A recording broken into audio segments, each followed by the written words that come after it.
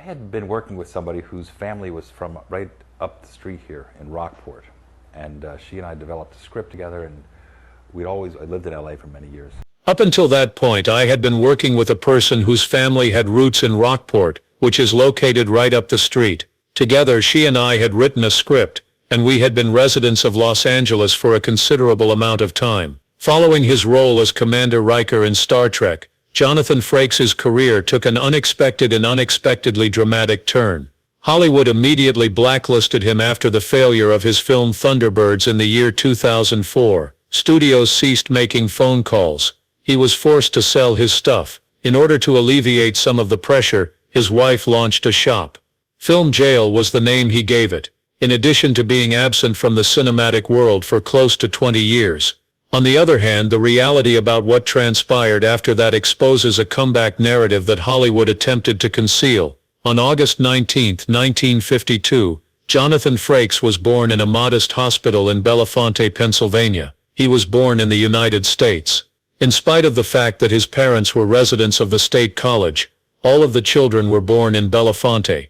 There was a time when Jonathan joked that even academics from Penn State came to see him there, and it wasn't simply to view the infant. On the other hand, his father James was a well-respected English professor, and his mother Doris was a devoted educator. This was due to the fact that Bellefonte had booze outlets, whereas State College did not. After Jonathan's father was offered a position at Lehigh University, the family relocated to Bethlehem, Pennsylvania, when Jonathan was around 5 years old. That is the place where Jonathan and Daniel, his younger brother, spent their childhood. To our great sorrow, Daniel would eventually succumb to pancreatic cancer in the year 1997. Jonathan was presented with a trombone while he was in the fourth. It was not someone he chose. It was with his long arms. But that arbitrary decision sparked a passion for music that has lasted a lifetime. He was first exposed to jazz by his father, and Jonathan quickly became a fan of the genre.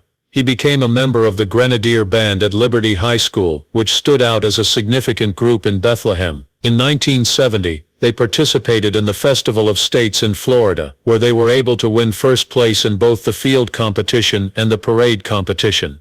A city roadway was even renamed in their honor by the mayor of the city. That was a magical occasion for Jonathan. His statement was that the band was superior to the football squad, and that people came to watch their halftime displays only for that reason. After graduating from high school, he moved on to Penn State University to pursue a degree in psychology.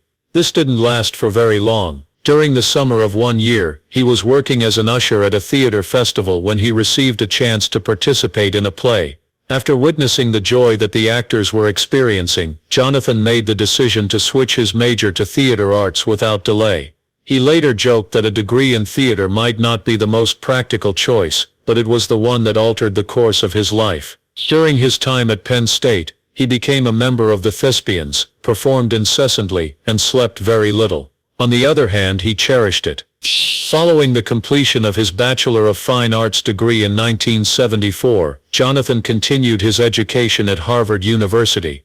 After enrolling in the professional acting program at the Loeb Drama Center, he spent his summers working with actual theatrical groups before graduating. The kind of place where students could be hired to fill out the cast, according to what he indicated, was the kind of place. The work was very serious, and he gained a lot of knowledge from the more experienced actors and directors that were around him. He has the tools he needed to become a professional thanks to the combination of discipline and practical experience. In 1974, Jonathan Frakes completed his studies at Penn State University and received a degree in theater arts.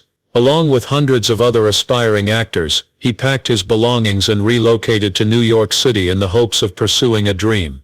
But New York did not make things simple for us. It was during this time that he suffered a back injury while waiting tables and moving furniture. He was a member of the Impossible Ragtime Theater, and even had a part in Eugene O'Neill's play The Hairy Ape. He would appear in modest roles through the theater. Shenandoah, the musical, was the one that brought him to Broadway for the first time in 1976.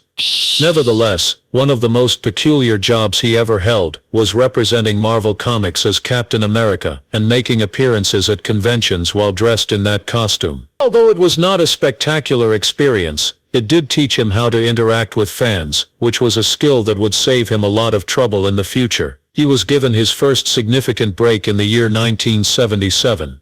He was cast in the part of Tom Carroll, a Vietnam veteran, on the NBC soap opera The Doctors. He was very successful in landing the job. A stable wage was provided to him for a period of time. The role, however, did not continue.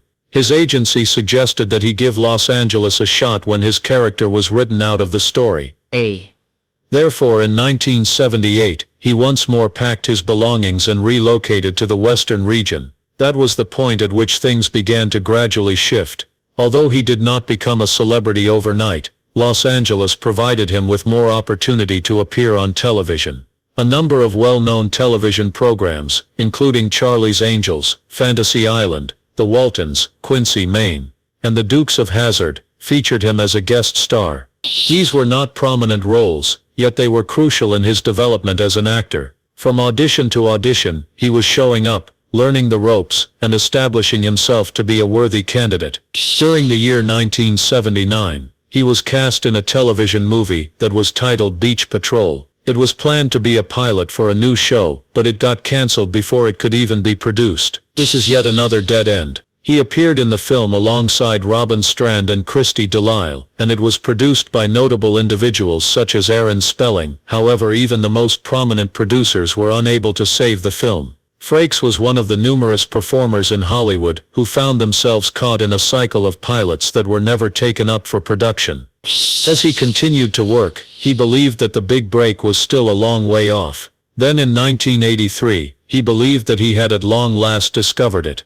The NBC network decided to place him in the primetime soap opera Bare Essence, which was based on a mini-series that had been successful. Despite the fact that it was a tremendous opportunity, the crowd did not care, and the performance was terminated not long after it had begun.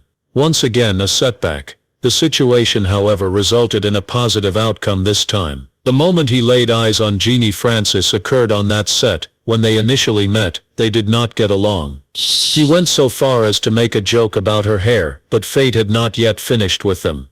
The following year, in 1985, they reconnected with one another on the set of North and South, a major miniseries about the American Civil War. They traveled throughout the southern United States for a period of 6 months to film, and this time things fell into place.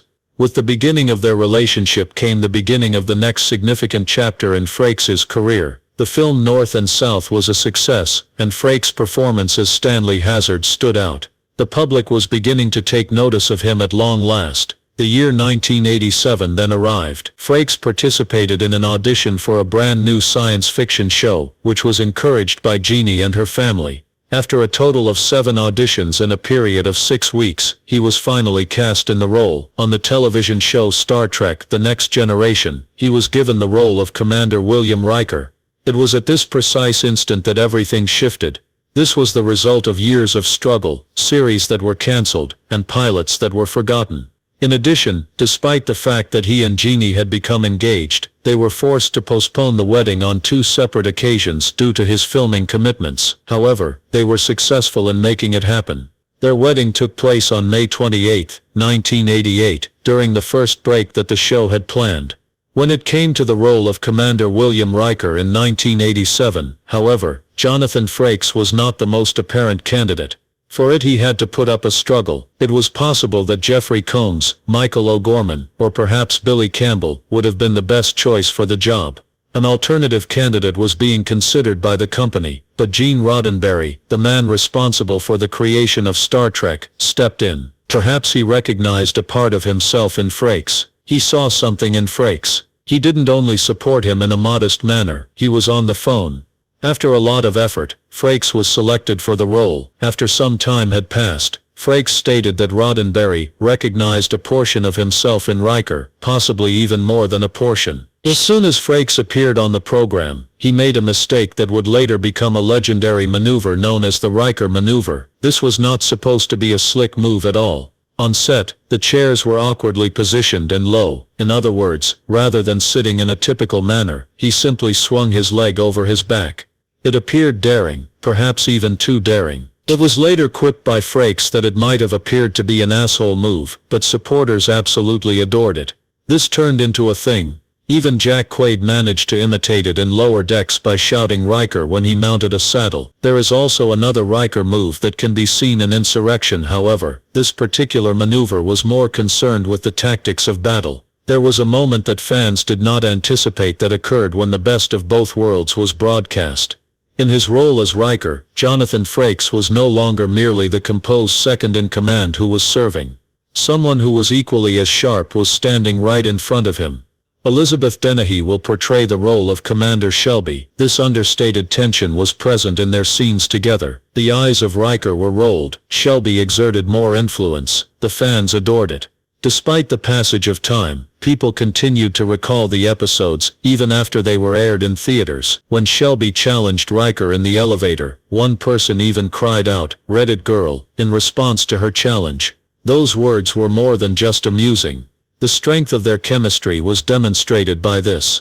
The spectators were able to sense it. People started picturing a version of the program, in which Riker was the captain, and Shelby was his #1 favorite character. You found yourself wondering what else might have been. It was more than just a turn of events. It revealed a different side of Riker, a man who was confused about whether or not he was prepared to take the big chair. Nevertheless, not everything in Star Trek was taken seriously. There was a time when Jonathan Frakes disclosed something unexpected. It was Gene Roddenberry who advised him not to smile, according to him. Frakes referred to it as meaningless. At a later time, he joked about it. After they cast me, they instructed me to remove my smile. What is the truth? There were a lot of jokes on the set. The cast was boisterous, jovial, and never didn't have a good time. For their part, Frakes, Patrick Stewart, and Brent Spiner all desired to convey that same kind of enthusiasm to the screen. They looked up to the aging three. In addition to Bones, Spock, and Kirk, they all desired the same spark. You could feel the bond between them in every episode because they did more than simply deliver lines. They teased each other, they rolled their eyes, and they looked like they were having a good time. There was more than just acting going on. It was genuine camaraderie that was infused into their personalities. Jonathan Frakes was able to discern that the producers of Star Trek: The Next Generation did not take him seriously when he initially requested to direct an episode of the show. There was no refusal on the part of Rick Berman, the show's executive producer. Frakes could see it written all over his face. That expression of uncertainty remained with him. Consequently, Frakes chose to remain silent and begin working rather than resorting to further verbal attack. His preparation took several months. He spent close to 300 hours sitting in editing rooms, in addition to participating in casting sessions and attending every pre-production meeting he could get his hands on. After, he arrived with a presentation that measured 47 pages. There was nothing missing. He drew the storyboards by hand. The Riker Directive is a nickname that was given to the document because it contained detailed camera settings and character breakdowns. Once Berman finally took a look at it, he noticed that something had changed. Frakes had not only requested a chance, rather he had created his own business opportunity from the ground up. An emotional story about Data creating an android daughter was the subject of his first episode, which he directed and titled The Offspring. It was not a simple task. It was necessary for Frakes to handle both acting and directing at the same time, because he continued to portray the role of Commander Riker. In each and every scene, he would switch positions, going from behind the camera to in front of it, while wearing his Starfleet uniform underneath a director's jacket. Every day he put in 18 hours of effort. He didn't get much sleep, but it was worth it. In March of 1990, the episode was broadcast, and it quickly became one of the most appreciated episodes in the entire series. On the other hand, Frakes was not content with his own performance in the episode even at that point. In point of fact, he requested that the editors shorten the length of his sequences. That demonstrates how intent he was on the directing side of things. I like it better, he added at a later time, and I am more skilled at directing than I am at acting. In spite of this, not everyone immediately trusted him. It was unclear to some of his fellow cast members how they should respond when one of their own was in charge of making decisions. Despite the fact that Patrick Stewart was courteous in public, he was skeptical that an actor could effectively direct other actors behind the scenes. During that very first morning, Marina Sirtis did not even bother to look him in the eye. The show featured a romance subplot, and she was concerned that it would make things much more awkward than they already were. Brent Spiner, who performed the role of Data, arrived with additional suggestions specifically designed to safeguard his persona. Frakes took care of everything. Indeed, he did not pull rank. He was intent on achieving success. He kept a tight eye on it. By the time the second day came to a close, Stewart had already made up his mind. One more time, Curtis was laughing along with him. Spiner stored his notes in a drawer. Every member of the cast began to understand that Frakes had done something that they had not done. He was prepared for this outcome. The thing that they failed to see was what he referred to as his stealth directing. He would arrive at the set 90 minutes before the start of any scene he was going to be in as Riker, so that he could prepare for every perspective. The shot lists were already prepared by him. As a precautionary measure, he had discussed everything with the cinematographer beforehand. He shut himself in the editing bay during lunchtime, so that he could analyze video while the rest of the crew took breaks. He was not required to carry out that task. Just now he did it.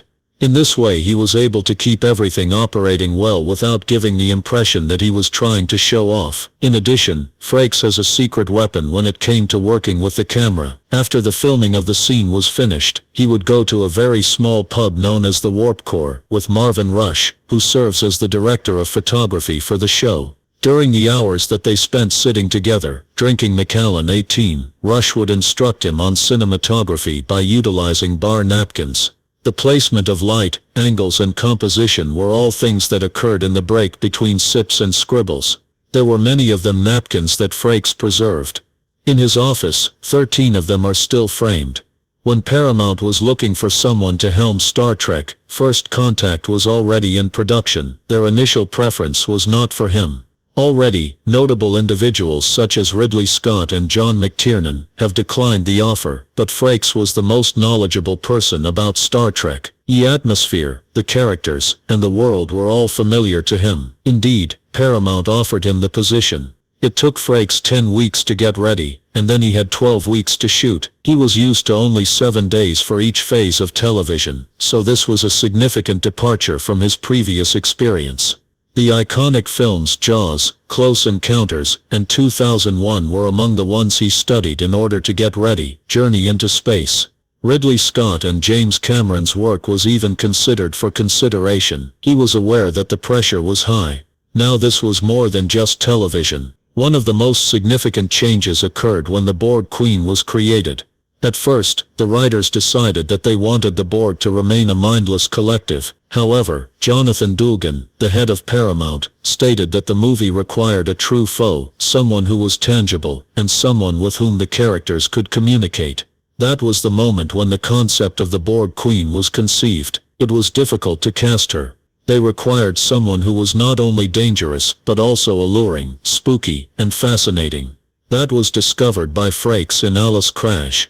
She was a fantastic fit for the job. Her makeup took a long time to do. She had pale skin, wires for hair, and her head was elongated and creepy. It was her entrance moment, in which her upper torso is lowered and linked to her spine, that became the most unforgettable visual representation of the movie. That shot was completed by ILM after a period of 5 months. In First Contact, everything was much larger than a television set. Makeup application for Borg, which used to take 1 hour, now takes 5.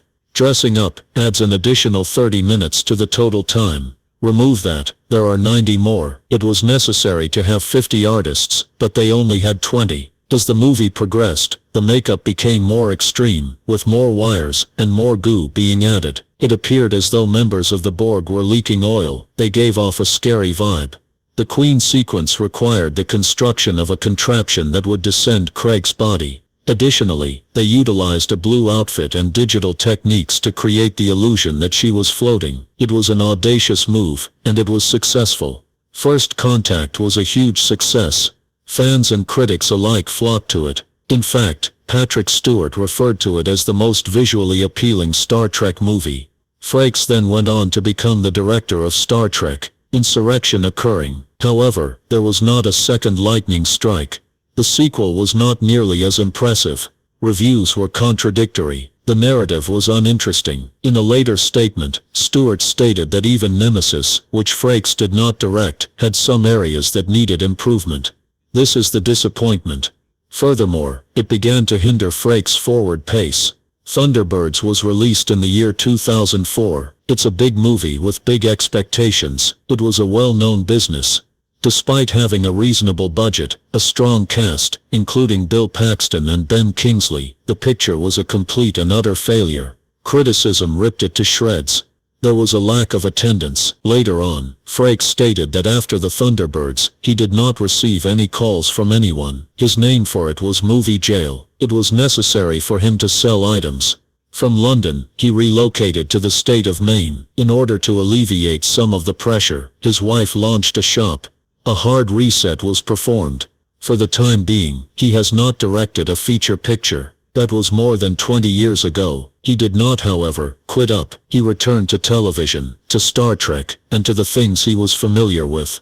It was he who directed episodes of more recent Star Trek series, in addition to other shows such as The Librarians. According to his words, television has evolved into a medium in which one can take a poo, and nobody will notice who directed it. However, despite its lack of glamour, it remained consistent. On the set of a movie, Jonathan Frakes did not intend to find himself falling in love. When he was working on the miniseries, North and South, which was about the Civil War, in 1985, he was just trying to perform his job. He was 32 years old, and was hardly even on anyone's radar. On the other hand, Jeannie Francis arrived.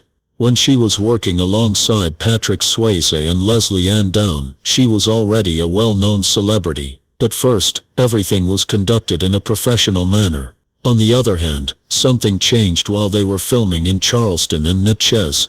They went on a trip to New Orleans together during the time that they were off for Memorial Day. After then, everything began to make sense. Oddly enough, they had actually met before, on the set of a show called Bare Essence, which was only on the air for a brief period of time. It had been Frakes' opinion that she was too young. On the other hand, she was just 20 years old. But at that time, the timing was not appropriate. A second opportunity was provided to them by North and South, and this time, it was successful. Frakes is still of the opinion that she took a gamble on me in some way. It's a surprise to me why she would choose to go out with me. On the 28th of May in 1988, they tied the knot. That occurred more than 38 years ago. That is an eternity, when measured in Hollywood years. Jeannie failed to make an appearance in Star Trek, but she was not required to do so. Her status as a cultural icon had already been established. She has been playing the role of Laura Collins on General Hospital since 1977, and she has been in over 890 episodes of the show. The first time they met, she was the more prominent of the two. Nevertheless, Frakes quickly became the center of attention when he was cast in the role of Commander Riker on Star Trek: The Next Generation. They stood by each other through everything that was going on. Frakes frequently runs lines with her, which assists her in learning the lines for those grueling soap opera shooting days that consisted of 30 pages of conversation. They brought up 2 children. Currently, one of them, their daughter Eliza, is following in their footsteps by writing and performing in the same career. Nevertheless, Frakes is carrying a significant loss behind all of the success. In 1997, his brother Daniel passed away as a result of pancreatic cancer. His age was only 41. The occurrence took place 1 week prior to the birth of Frakes' daughter.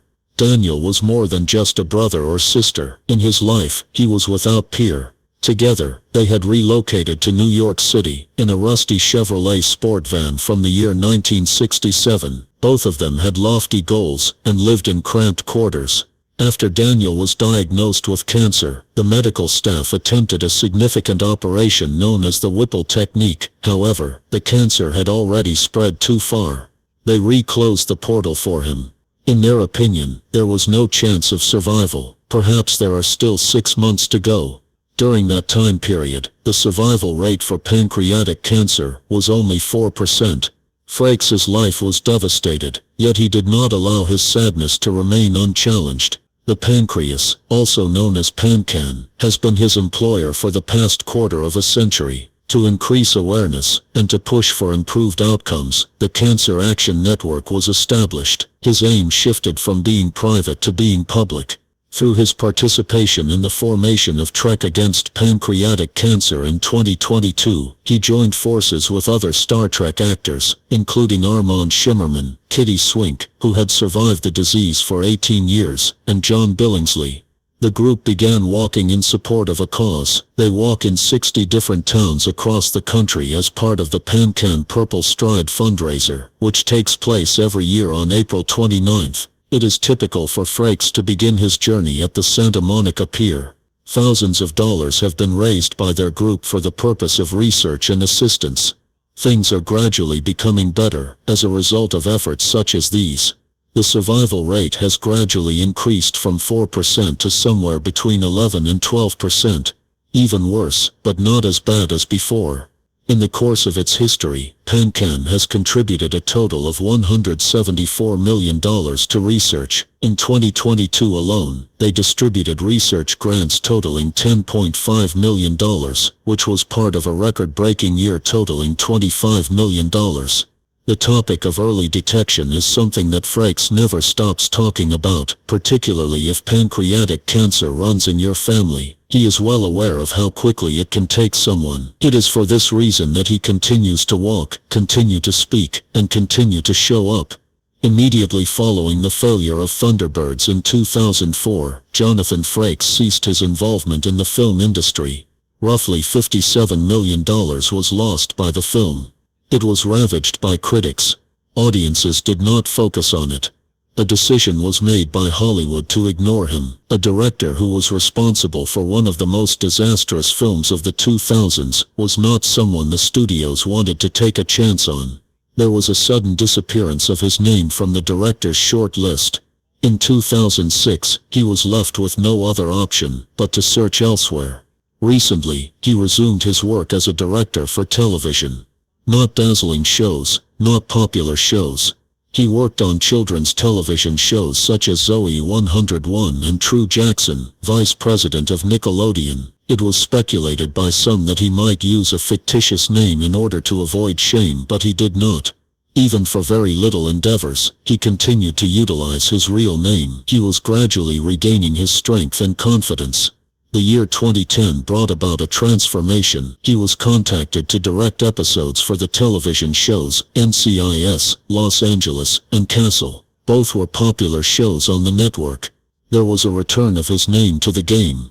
The guy who had a terrible performance at the box office was no longer him. This was the one that remained and continued on with his life. It was at that point that people began referring to him as the sci-fi fixer. He was the director of 17 different science fiction or fantasy productions that were either having trouble finding their rhythm or were just trying to find their footing. Roswell, The Librarians, Warehouse 13, Agents of S.H.I.E.L.D. and Orphan Black were some of the shows from which he contributed. They referred to each other as Frakes when the resources were tight and the narratives were a disaster. Structure was brought about by him. He was a quick runner. He was able to make it work. He had directed more than 100 episodes of television by the year 2016. It was at that moment when the whispering began. It was then that some in the industry began to refer to him as the genre whisperer. Despite the fact that he was not ostentatious or noisy, he was successful. In series that frequently lacked any of the aforementioned elements when he came, he was able to strike a balance between action, character and humor. It appeared as though he was on the verge of making a genuine comeback in the year 2018. The revamp of Beyond Belief, Fact or Fiction has been given the go-ahead by CBS. It was not enough for Frakes to simply host. He was also going to direct each and every episode. The old show's followers were very enthusiastic. The crew was prepared to go.